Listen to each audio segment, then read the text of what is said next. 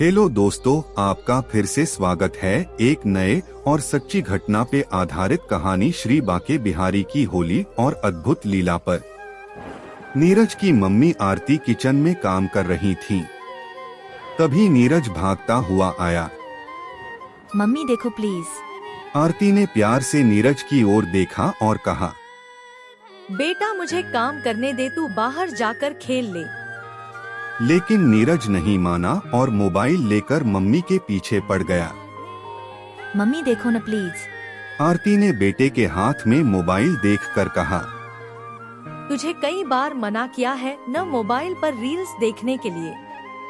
नीरज ने जिद पकड़ते हुए कहा, मम्मी एक बार देखो तो सही, सब लोग होली पर वृंदावन जा रहे हैं।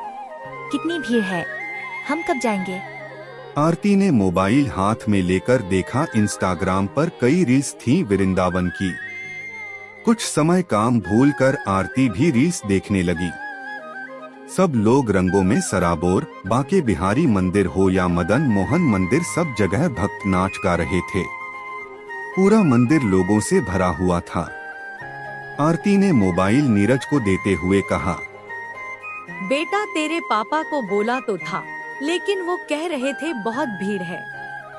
ऐसे में हम कैसे दर्शन कर पाएंगे? घंटों लाइन में लगना पड़ रहा है, तब नंबर आ रहा है, और छोटे बच्चों को लेकर तो जाना नामुमकिन है। नीरज गुस्सा होते हुए बोला, बस सारी दुनिया वृंदावन जा सकती है, हमारे लिए ही भीड़ है। यहाँ इस फ्लैट में बैठकर बालकनी से होली देखते रहो। नीरज गुस्सा होकर चला गया। शाम को प्रशांत घर आए तो आरती ने उनसे बात की, लेकिन प्रशांत ने साफ मना कर दिया। आरती समझा करो, वो तो बच्चा है, तुम तो समझदार हो। इतनी भीड़ में तुम्हें और नीरज को कैसे संभालूंगा? यह सुनकर आरती ने कहा, अब बच्चा इतनी जिद कर रहा है तो एक काम करते हैं, वृंदावन चलते हैं। कोशिश करेंगे, अगर दर्शन नहीं कर पाए तो बाहर से ही प्रणाम करके वापस आ जाएंगे। बच्चे का मन बहल जाएगा। प्रशांत ने कहा, ठीक है, लेकिन वहां जाकर जिद पर मत अड़ जाना कि लाइन में लगना ही है। घंटों नीरज को गोद में लेकर खड़े रहना मुझसे नहीं हो पाएगा। होली से 2 दिन पहले प्रशांत नीरज और आरती को लेकर वृंदावन के लिए निकल जाते हैं। तभी आरती कहती है, अपनी गाड़ी से नहीं जाएंगे, पता नहीं वहाँ पार्किंग की जगह मिले भी या नहीं, और फिर गाड़ी में पूरा रंग लग जाएगा। प्रशांत को बात समझ आ जाती है। तीनों मथुरा के लिए रोडवेज की बस पकड़ लेते हैं। मथुरा से वृंदावन जाने के लिए ऑटो लेकर वृंदावन पहुंच जाते हैं। लेकिन वहां पहुंचकर जब भीड़ देखते हैं तो उनके हाथ पांव फूल जाते हैं। इतनी भीड़, श्री बांके बिहारी मंदिर पहुंचना तो दूर, उनकी आसपास की गलियों में पहुंचना भी नामुमकिन हो जाता है। सैकड़ों लोगों की भीड़ से गलियां पटी पड़ी थीं। इस भीड़ को देखकर आरती ने कहा, अब क्या होगा, यहाँ तो मंदिर तक पहुँचना मुश्किल है। प्रशांत ने कहा, मैंने तो पहले ही कहा था, होली पर आने का कोई फायदा नहीं है। नीरज ने पापा से कहा, पापा आप लाइन में तो लगो, कान्हा जी अंदर से बुला लेंगे। नीरज की बात सुनकर प्रशांत ने कहा, बेटा मैं लाइन में नहीं लग सकता, इतनी भीड़ में। बहुत देर तक इंतजार करने के बाद तीनों वापस जाने की सोच रहे थे। वे थक हार कर एक मकान के बाहर बने चबूतरे पर बैठ जाते हैं। नीरज आगे जाने की जिद कर रहा था। आरती और प्रशांत उसे समझा रहे थे। तभी उनके पास एक छोटा सा बच्चा आता है। बच्चा प्रशांत से कहता है, आपको बांके बिहारी के दर्शन करने हैं।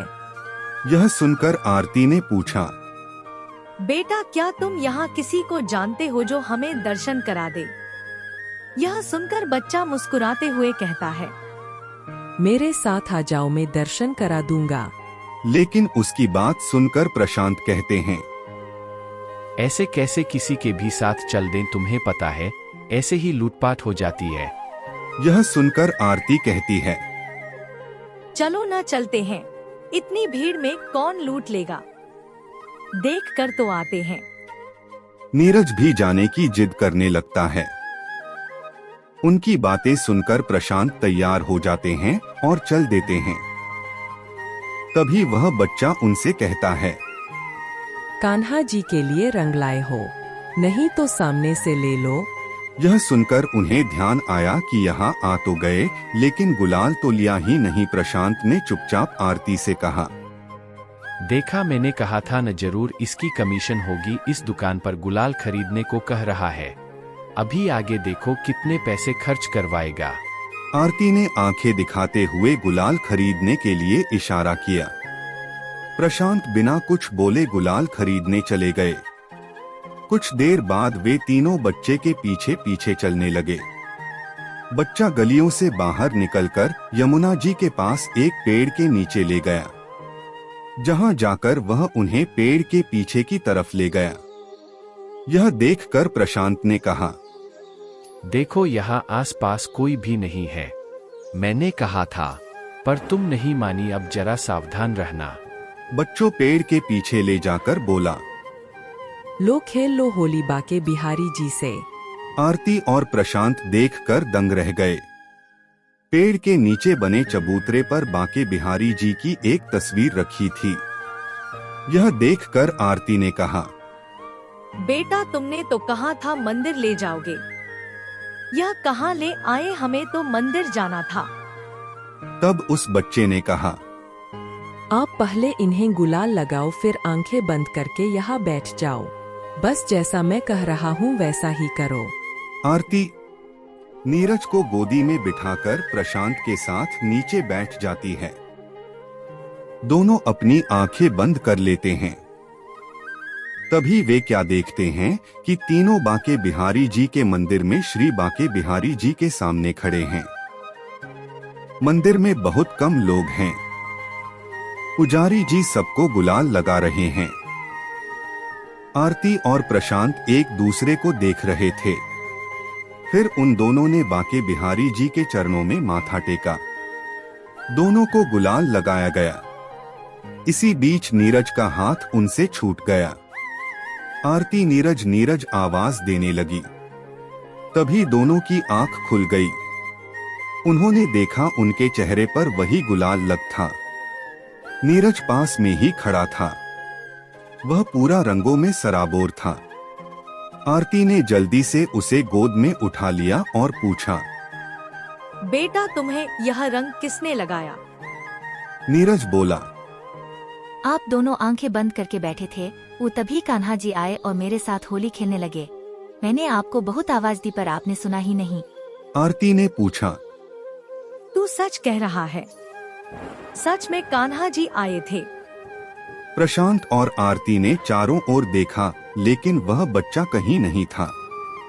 प्रशांत और आरती की आंखों से आंसू बह रहे थे। प्रशांत ने बोला, कान्हा जी मंदिर छोड़कर खुद हमारे साथ होली खेलने आ गए। आरती और प्रशांत ने उस तस्वीर के सामने माथा टेका। बहुत देर तक तीनों वहीं बैठकर उस बच्चे का इंतजार करते रहे। फिर वे उस तस्वीर को लेकर अपने घर आ गए। तो दोस्तों, कैसी लगी आपको बाके बिहारी जी की महिमा? अगर हम सच्चे मन से हृदय की गहराई से भगवान को याद करें तो वो जरूर आते हैं और अपना आशीर्वाद भी देते हैं। दोस्तों, अगर आपको ये कहानी अच्छी लगी हो तो लाइक एंड सब्सक्राइब जरूर करें। जय श्री श्याम बाके बिहारी की जय।